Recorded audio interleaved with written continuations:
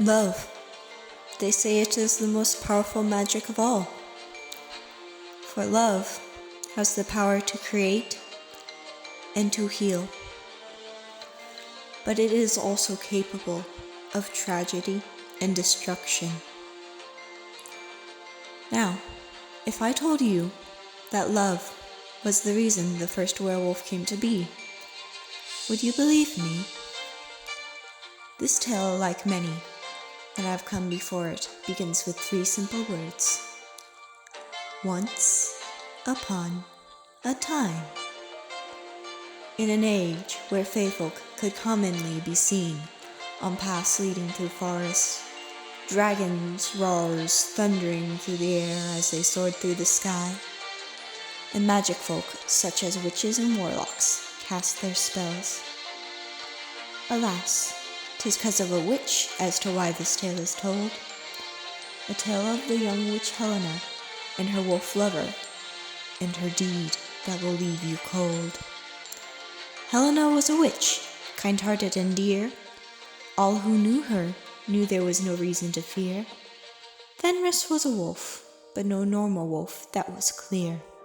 For through the veins of him and his people ran the blood of the Fae, allowing them the gift to shift from beast to man at their command.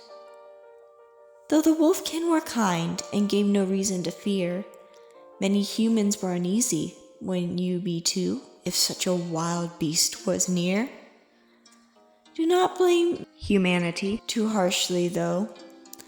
As for we have learned over the years, no race is perfect, and each has a reason to be feared. So pray tell, you may ask, how these 2 lovers met. 'Twas on the night of the winter solstice, the longest night of the year.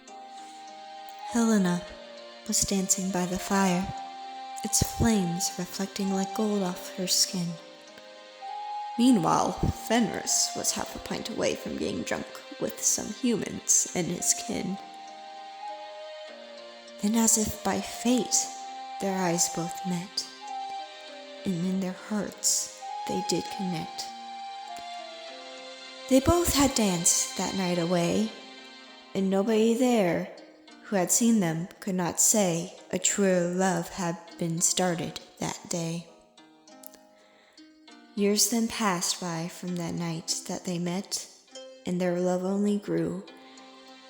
Each day with each other felt like heavenly bliss, and nothing was sweeter to them than each time they kissed. But at times life is cruel, and fate is not as kind. For amongst the wolfkin there befell dark times, as a sickness had spread, a sickness which kept their minds muddled, and gave them at times a madness, leaving many to be troubled. Fenris was lucky. His pack was not yet like the rest of his kind. So he went swiftly to his love to ask for her help, but of course there was no reason, for she was already on the task. This, however, was no easy problem to remedy, for the resilience of the sickness was vast. Helena and Fenris, in the end, were able to create a cure, but sadly, quite few lives were still lost.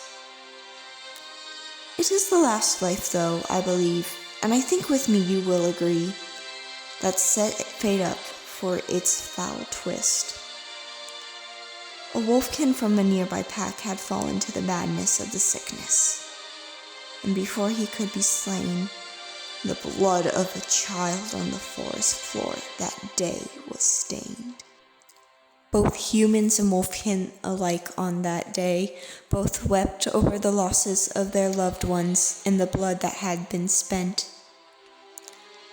Weeks since had passed from that terrible event, and Fenris saw that his love was emotionally, physically, and mentally spent. So for the one who in which his heart he held most dear, he asked for her to wait for him in a meadowed clearing and there he would have a surprise and wait for her. So she did as he had asked and waited for him, wondering with a light lit anew in her heart and a smile on her lips, wondering what her beloved had prepared for her this time. Then minutes passed, and those minutes turned into hours. Something was wrong, that much Helena had knew, so she went out and looked for her love. What she saw when she found him, though, shattered her all the way through.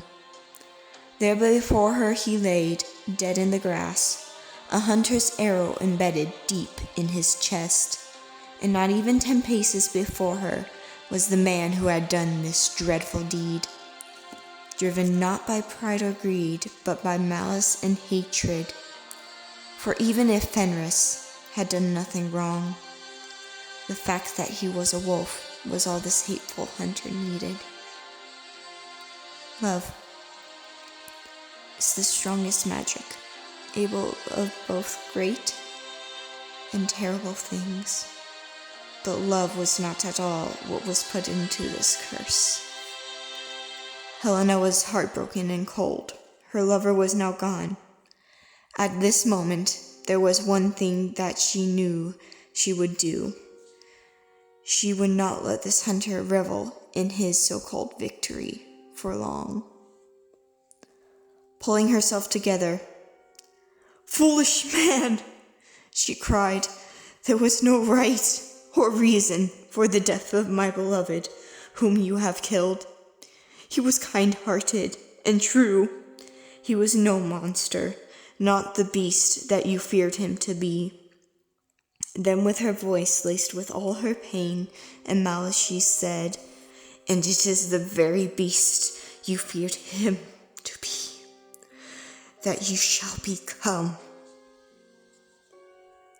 That is said to be the last Helena was seen. The hunter was at first frightened by the witch's words, but days and weeks passed. He saw no sign of a curse. But he will learn that would be yet another one of his mistakes. As on the night of Wolfshire's moon, the hunter did ache, as a ravenous hunger to his stomach had take. Then his body had begun to stretch, bend, and break, till he was a creature that just barely resembled the race of man. It was just as the witch had said. He was now the thing that he had most feared. Helena had cursed him with a form that belonged to the world of neither animal or man, a form he would be forced into every Wolfshire's moon.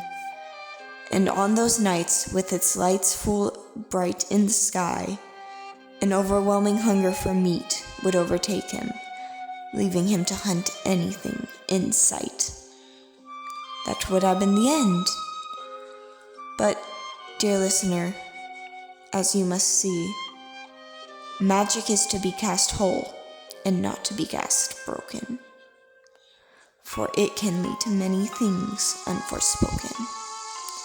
The punishment meant to torment him alone till he was dead had gained the ability to spread. A bite is all it takes to become entangled in his terrible fate. So listeners of this tale, take heed to my advice. Avoid the forest and its treacherous paths on a full moon's night. For if you run into a cursed one, you have no chance in a fight. So best avoid it altogether and be safe from the wolf's bite.